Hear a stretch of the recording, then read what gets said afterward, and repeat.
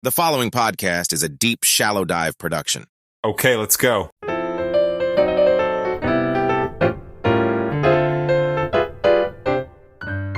Hey, what's up, everybody? It's Ray Dustar, and we are back on the Deep Shallow Dive. Okay, yeah, I know. Yesterday, I got a little carried away with my Vivek versus RFK Jr. debate idea. But you know what?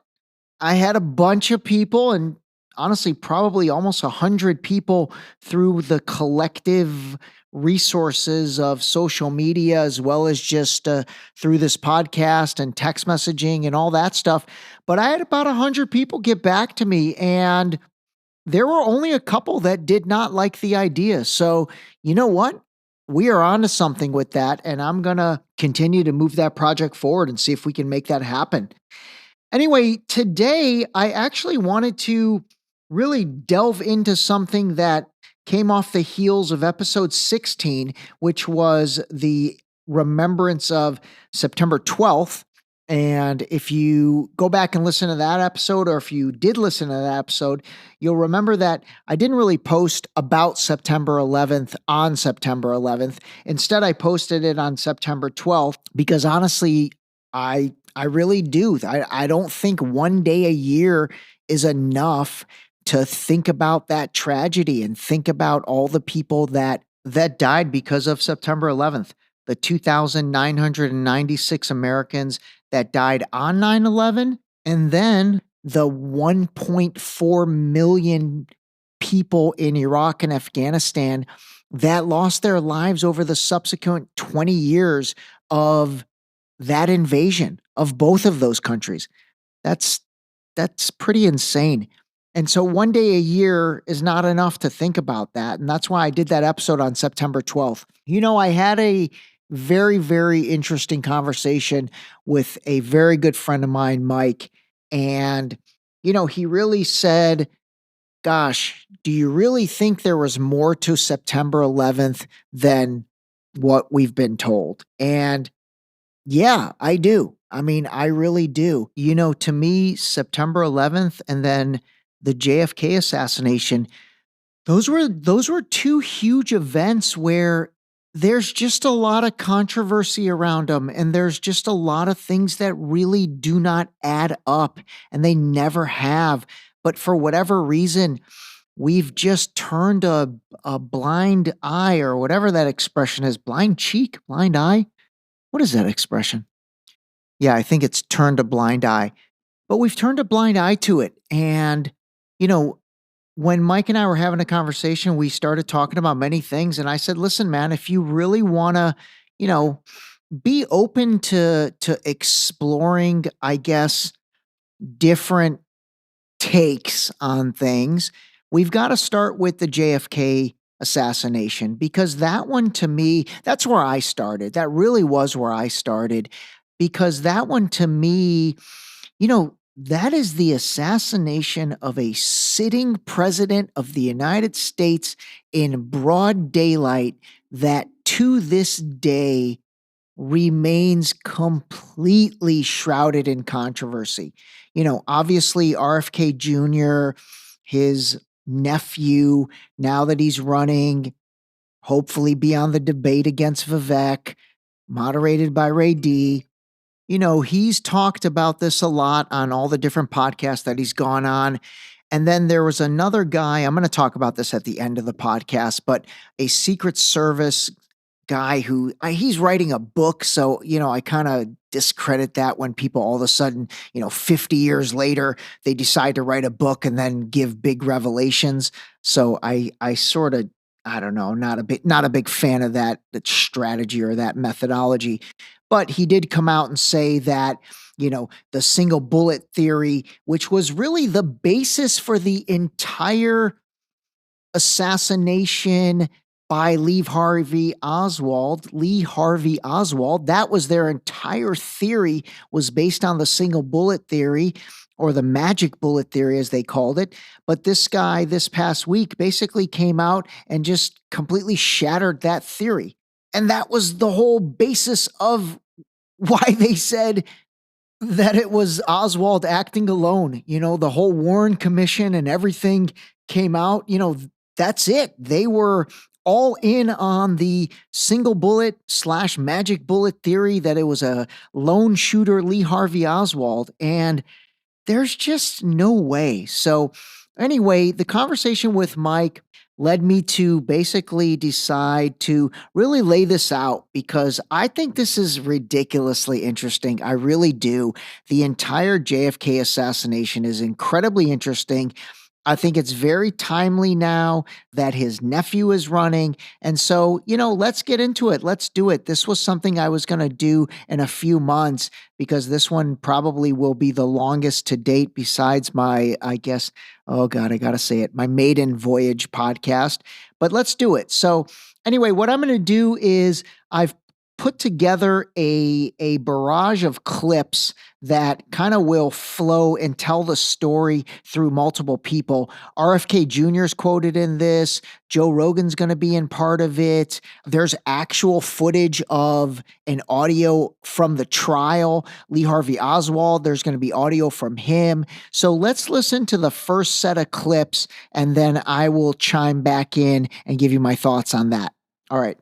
Give this a listen. Apparently official, President Kennedy died at 1 p.m. Central Standard Time. John F. Kennedy's assassination continues to be shrouded in secrecy and unanswered questions. My uncle, John Kennedy, he realized early on that the purpose of the CIA and the intelligence apparatus was to create a constant pipeline of new wars. Eisenhower, who was the outgoing president, gave what is probably the most important speech in American history.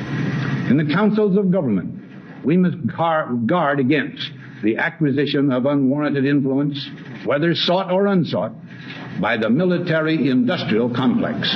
Which was, where he warned against the military-industrial complex. There are many conspiracy theories about the assassination of 35th President John F. Kennedy, but one of those isn't about his missing brain. It's undisputed that Kennedy was buried without his brain.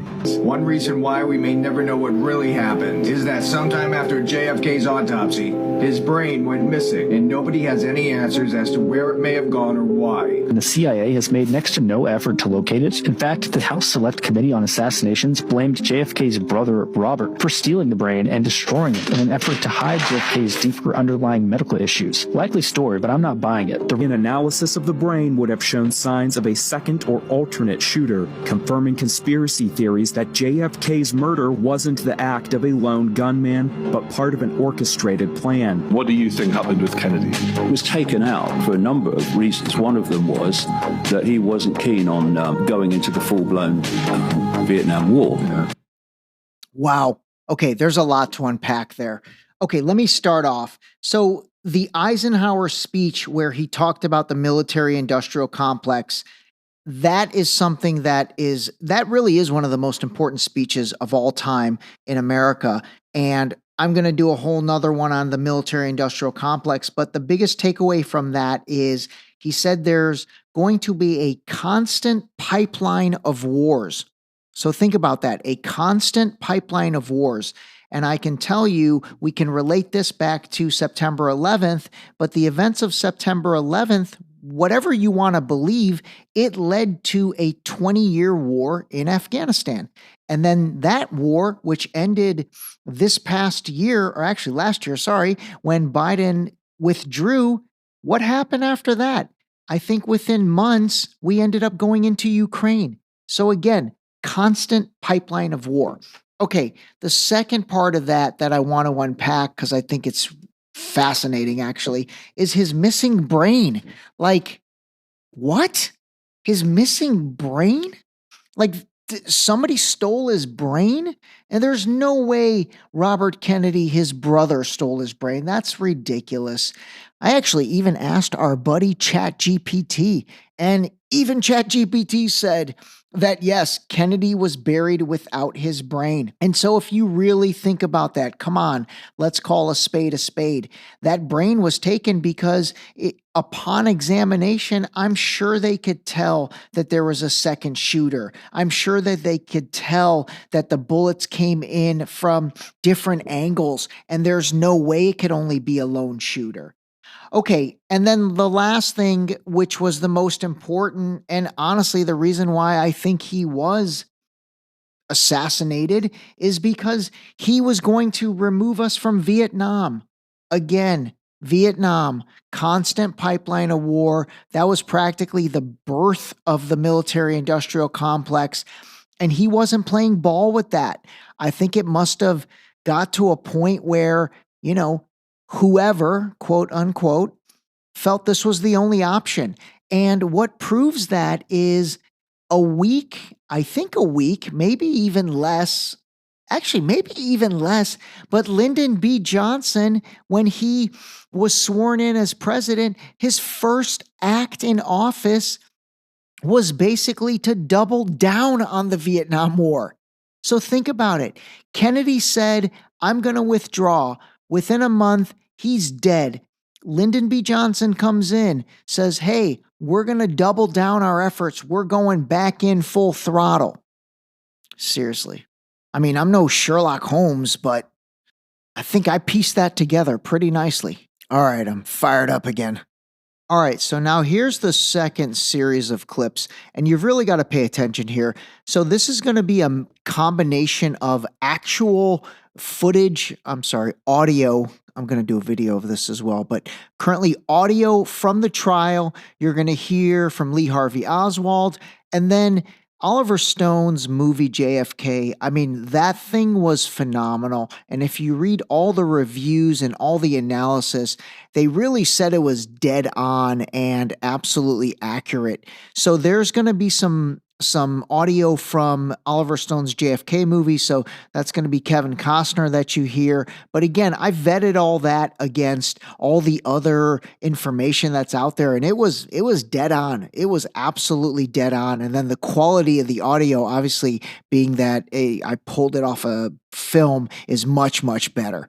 Okay, so give this a listen and then we will talk about it. Stop scrolling if you think JFK's assassination was suspicious. The JFK assassination. My belief, I think that Lee Harvey Oswald was in on it. Do you think there are multiple shooters? Yes. And one of the reasons why I believe that is because of the formation of the single bullet theory. They'd already made the commitment to themselves that it was a sole assassin, Lee Harvey Oswald. Did you kill the president? No, I've not been charged with that. In fact, nobody has said that to me yet. They then had to find a way to fit all that in. The way they found was the so-called single bullet theory, which we prefer to refer to as the magic bullet theory. A single bullet now has to account for the remaining 7 wounds in Kennedy and Conley. One of the grossest lies ever forced on the American people. We've come to know it as the magic bullet theory. The magic bullet enters the president's back, headed downward at an angle of 17 degrees. It then moves upwards in order to leave Kennedy's body from the front of his neck. Wound number 2, where it waits 1.6 seconds, presumably in midair, where it turns right, then left, right, then left, and continues into Conley's body at the rear of his right armpit. Wound number 3. The bullet then heads downward at an angle of 27 degrees, shattering Conley's 5th rib and exiting from the right side of his chest. Wound number 4. The bullet then turns right and re-enters Conley's body at his right wrist. Wound number 5. Shattering the radius bone, the bullet then exits Conley's wrist. Wound number 6. Makes a dramatic U-turn and buries itself into Conley's left thigh. Wound number 7, from which it later falls out and is found in almost pristine condition on a stretcher in a corridor of Parkland Hospital. That's some bullet.